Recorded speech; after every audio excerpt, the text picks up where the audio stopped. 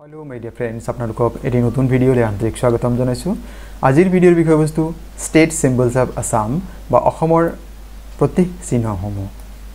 এই বিষয়ে আজি আমি ভিডিওটিত কিছু মাল্টিপল চয়েস কোৱেশ্চন আলোচনা কৰিম, লগতে কিছু অতিৰিক্ত তথ্য আলোচনা কৰিম। আপোনালোকে বিনম্ৰ অনুৰোধ এই ভিডিওৰ বিষয়বস্তু অসম চৰকাৰৰ দ্বাৰা আয়োজিত যিকোনো পৰীক্ষাৰ বাবে অতিকে গুৰুত্বপূৰ্ণ। বিশেষকৈ বৰ্তমান যিসকল বন্ধু-বান্ধৱী Assam direct recruitment exam DME, APDCL, APR এনে ধৰণৰ পৰীক্ষাৰ বাবে প্ৰস্তুতি চলাই আছে, আপোনালোকৰ বাবে অতি গুৰুত্বপূৰ্ণ। গতিকে ভিডিওটি স্কিপ নকৰাকৈ সম্পূৰ্ণকৈ চাবলৈ অনুৰোধ জনালোঁ। মৰমৰ বন্ধু-বান্ধৱীসকল, আপোনালোকে চাই আছে আপোনালোকৰ অতি মৰমৰ ইউটিউব চেনেল নুৰুল আলম নাজু।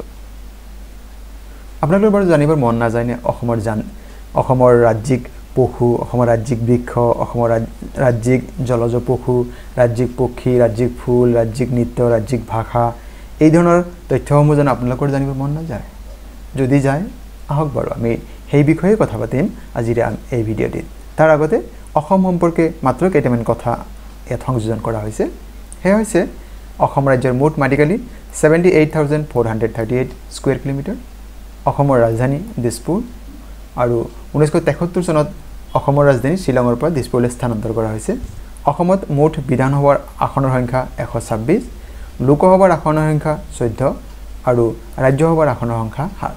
ইয়াৰ পৰা আপোনাক প্ৰায় পৰীক্ষাত প্ৰশ্ন সোধে। এতিয়া আমি জানি লম অসমৰ যিখিনি প্ৰতীক চিহ্ন আছে সেই বিষয়ে বিতংকৈ। প্ৰথম প্ৰশ্ন দি আছে, what is the state animal of Assam? অসমৰ ৰাজ্যিক জন্তু বা পশুৰ নাম কি? ইয়াত বিকল্প হৈছে হাতী, এশিঙীয়া গড়, হৰিণ আৰু সোণালী বান্দৰ। এই বিকল্পসমূহৰ শুদ্ধ বিকল্প হৈছে এশিঙীয়া গড় বা ওৱান হৰ্ন ৰাইন'চাৰাছ। এয়া হৈছে আমাৰ ছবিত আমি দেখা পাইছোঁ এশিঙীয়া গড়। ইয়াত প্ৰশ্ন হ'ব পাৰে যে এই এশিঙীয়া গড়ক কেতিয়া অসমৰ ৰাজ্যিক জন্তু হিচাপে বা পশু হিচাপে স্বীকৃতি দিয়া হৈছে? উত্তৰ হ'ব 2003 চনৰ 4 এপ্ৰিল তাৰিখে এই স্বীকৃতি প্ৰদান কৰা হৈছে, আৰু 22 ছেপ্টেম্বৰৰ দিনটো অসমত ৰাইন' দিৱস বা গড় দিৱস হিচাপে পালন কৰা হয়। পৰৱৰ্তী প্ৰশ্ন, what is the state bird of Assam? অসমৰ ৰাজ্যিক পক্ষী কি? ৰাজ্যিক চৰাইৰ নাম কি? ইয়াত বিকল্প দিয়া আছে হোৱাইট উইংড উডডাক, দেওহা, ডব, কপৌ, পিকক, মৰা চৰাই, কুকু, কুলি চৰাই, আৰু ইয়াৰ শুদ্ধ উত্তৰ হৈছে দেওহা। আমাৰ অপশ্যন যিটো এত দিয়া আছে সেয়া হৈছে শুদ্ধ উত্তৰ। দেওহা অসমৰ ৰাজ্যিক পক্ষী হয়। এয়া হৈছে দেওহাঁহৰ ছবি, আৰু দেওহাই কেতিয়া স্বীকৃতি লাভ কৰিছিল?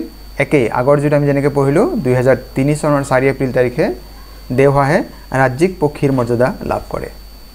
পৰৱৰ্তী প্ৰশ্ন, what is the state tree of Assam? অসমৰ ৰাজ্যিক গছ কি, বৃক্ষ কি? ইয়াত দিছে নাহৰ, শিমলু, হলং আৰু তিতাচাপ। নাহৰ গছ, শিমলু গছ, হলং গছ আৰু তিতাচাপা গছ এইকেইটাৰ ভিতৰত কোনটো ৰাজ্যিক বৃক্ষ হয়? এয়া হৈছে হলং গছ। আৰু এই হলং গছে 2003 চনৰ 4 এপ্ৰিল তাৰিখে ৰাজ্যিক বৃক্ষৰ মৰ্যাদা লাভ কৰে, আৰু এই গছৰ যিটো বৈজ্ঞানিক নাম সেয়া হৈছে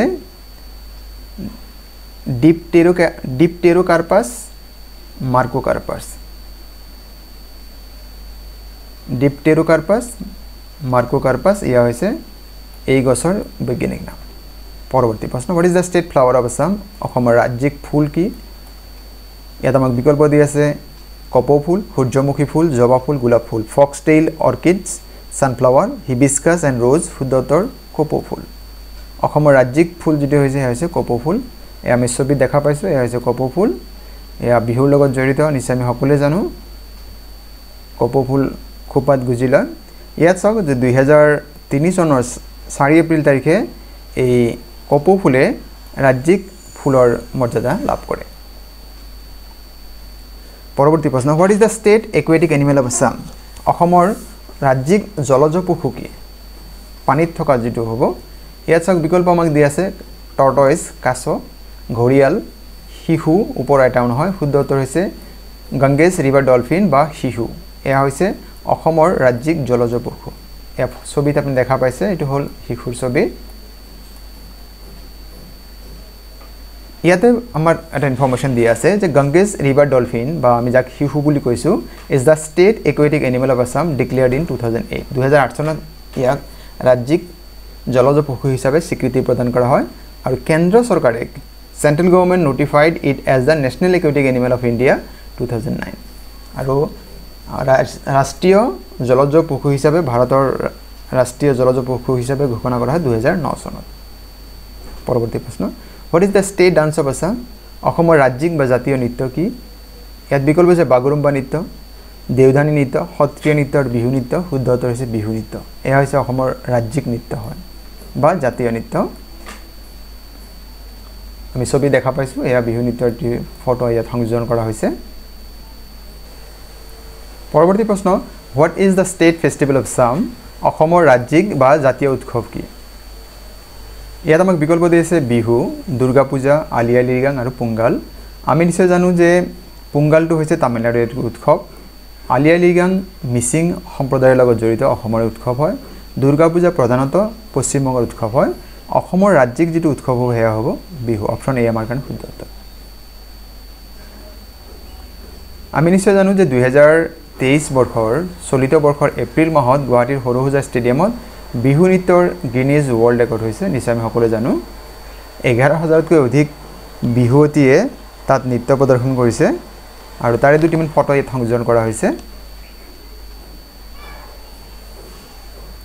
পৰৱৰ্তী প্ৰশ্ন আগবাঢ়িছো what is the state language of Assam অসমৰ ৰাজ্যিক ভাষা কি ইয়াত বিকল্প হিচাপে আমাক দি আছে বঙালী অসমীয়া হিন্দী আৰু ইংৰাজী শুদ্ধ উত্তৰ হৈছে অসমীয়া অসমীয়া হৈছে অসমৰ ৰাজ্যিক ভাষা লগতে আনিটি কথা জানি লও যে Assamese language became the official language of Assam in 1960 1960 চনত অসমীয়া ভাষা অসমৰ ৰাজ্যিক ভাষা বা কাৰ্যালয়ৰ ভাষা হিচাপে স্বীকৃতি পায় আৰু তেতিয়া অসমৰ মুখ্যমন্ত্ৰী আছিল বিমলা প্ৰসাদ চলিহা পৰৱৰ্তী প্ৰশ্ন what is the state drink of Assam অসমৰ ৰাজ্যিক পানীয় কি ইয়াতে দিয়া আছে হুইস্কি নেমু চৰবত কফি চাহ আৰু ইয়াৰ শুদ্ধ উত্তৰ হ'ব চাহ চাহ হৈছে অসমৰ ৰাজ্যিক পানীয় এয়া হৈছে চাহৰ একাপ চাহ ইয়াতে ছবিৰে সৈতে দিয়া আছে আমি এই চাহৰ প্ৰথমতে বৈজ্ঞানিক নাম জানি লওঁ কেমেলিয়া সিনেনসিস আৰু 2011 চনত চাহক অসমৰ ৰাজ্যিক পানীয় হিচাপে স্বীকৃতি প্ৰদান কৰা হয় Tea was declared as a state drink of Assam in 2011 চাহৰ বিষয়ে আমি আৰু কিছু কথা জানি লওঁ Who was the first Assamese to cultivate tea Maniram Dutta Barua or popularly known as Maniram Dewan অসমত প্ৰথম চাহ খেতি কোনে কৰিছিল মণিৰাম দেৱান বা মণিৰাম দত্ত বৰুৱা দ্বিতীয়তে কথা Who is known as the father of tea from Assam Charles Alexander Bros অসমত চাহ খেতিৰ পিতৃ বুলি ক'লে কাক জনা যায় Charles Alexander Bruce What is the tea capital of Assam Jorhat চাহৰ ৰাজধানী What is the name of first Assam tea company হেতু কি আছিল Assam company was the first tea company of Assam in 1823 Robert Bruce discovered tea in Assam and Assam company was formed in 1839 to cultivate tea in Assam এই অলপ আগতে ক'লো অসমৰ প্ৰথম চাহৰ কোম্পানী হৈছিল Assam company What is the state's song of Assam অসমৰ জাতীয় বা ৰাজ্যিক সংগীত কি জাতীয় সংগীত বুলি আপুনি পাব ৰাজ্যিক সংগীত ক'ব পাৰো আমি এটা জাতীয় সংগীত বুলি আমি অসমৰ জাতীয় সংগীত কি সাগৰ দেখিছা বৰগীত ও মোৰ আপোনাৰ দেশ প্ৰিয়তমাৰ চিঠি ইয়াৰ কোনটো হ'ব আমি নিশ্চয় সকলো গম পাইছো যে এটা অপচন সি যেটো আছে শুদ্ধ উত্তৰ হ'ব ও মোৰ আপোনাৰ দেশ আৰু এই গীতটি ৰচনা কৰিছে ৰখৰাজ লক্ষ্মীনাথ বেজবৰুৱা আৰু ইংৰাজীতে এটো কও ও মোৰ আপোনাৰ দেশ ইয়াৰ ও মাই ডিয়াৰেষ্ট কান্ট্ৰি ইয়াত চাওক এয়া হৈছে সাহিত্যৰথী লক্ষ্মীনাথ বেজবৰুৱা আৰু অলপ এই বিষয়ে জানিলা ষ্টেট সং অফ আসাম এই বিষয়ে প্ৰায় প্ৰশ্ন দিয়া থাকে ও মোৰ আপোনাৰ দেশ এই গীতটিৰ প্ৰথম প্ৰকাশ পাইছিল বাহিয়াল চনত কোন চনত 1909 চনত তেতিয়া কিন্তু অসম সংগীত হিচাপে নাম নাছিল তেতিয়া নাম আছিল মোৰ দেশ নামেৰে এটো প্ৰকাশ পাইছিল 1927 চনৰ তেজপুৰত বহা অসম ছাত্ৰ সন্মিলনত ইয়াক জাতীয় সংগীত ৰূপে গণ্য কৰা হয় ও মোৰ আপোনাৰ দেশ গীতটি লক্ষ্মীনাথ বেজবৰুৱা দেৱৰ কদমকুলি নামৰ গ্ৰন্থত সন্নিবিষ্ট হৈছে গতিকে এইখিনি আছিল অসমৰ জাতীয় সংগীত বিষয়ে আৰু কিছু অতিৰিক্ত তথ্য পৰৱৰ্তী প্ৰশ্ন এয়া হৈছে আমাৰ ষ্টেট সং অফ আসাম অসমৰ জাতীয় সংগীত ও মোৰ আপোনাৰ দেশ এই সম্পূৰ্ণ গীতটি ইয়াত সন্নিবিষ্ট কৰা হৈছে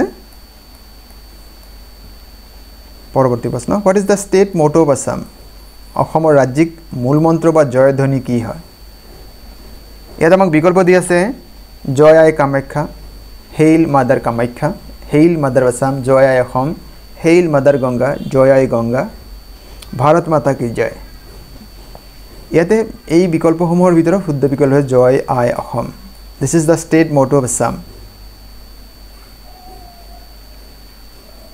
জয় আই অসম এটো what is the state literary society of Assam অসমৰ ৰাজ্যিক সাহিত্য অনুষ্ঠানটোৰ নাম কি ইয়াত আমাক বিকল্প দিছে অসম এছ'চিয়েশ্যন অসম গণ পৰিষদ অসম সাহিত্য সভা সদৌ অসম ছাত্ৰ সন্থা আৰু ইয়াৰ শুদ্ধ বিকল্প হৈছে অপশ্যন সি সদৌ অসম সাহিত্য সভা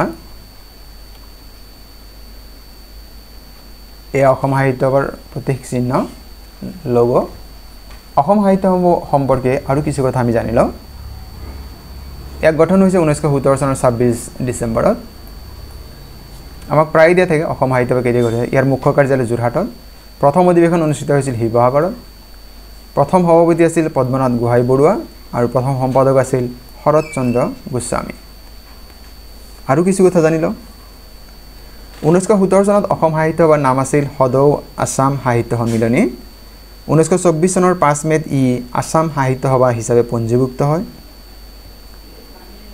1944 চনত সভাৰ নাম অসম সাহিত্য সভা কৰা হয় গতিকে যদি অসম সাহিত্য সভা নামটো ক'ব লগা হয় তেন্তে 1944 পৰা হৈছে অসম সাহিত্য সভাৰ যি প্ৰতীক আছে সেই অংকন কৰিছে যুগল দাসে এয়া হৈছে অসম সাহিত্য সভাৰ প্ৰতীক 1960 চনৰ 28 অক্টোবৰত এই প্ৰতীকটো গ্ৰহণ কৰা হয়